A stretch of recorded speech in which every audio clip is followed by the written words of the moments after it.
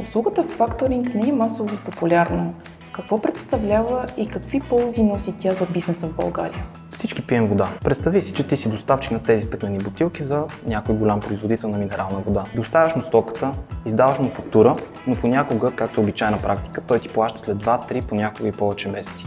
Вместо да чакаш цялото това време, ти можеш да отключиш парите си веднага. Интересно звучи, но как всъщност се случва?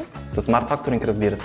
Ние предлагаме услуга, която позволява на клиентите да отключат незабавно оборотните си средства под формата на фактури, за да могат да се фокусират върху растежа и развитието на бизнеса си. Но какво означава това в детайл? Факторингът е услуга, която позволява на компаниите да прехвърлят вземанията си на трета страна. В замяна факторът в наше лице финансира до 90% от стойността на фактурата веднага, а останалите 10% даваме на клиента си, когато финално се разплатим с неговите контрагенти.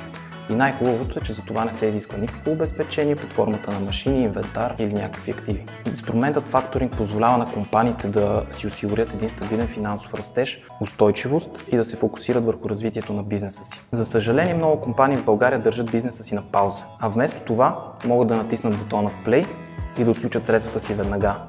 По този начин факторинга премахва блокажа и те не трябва да се притесняват за забавените си плащания. Лесно е, нали?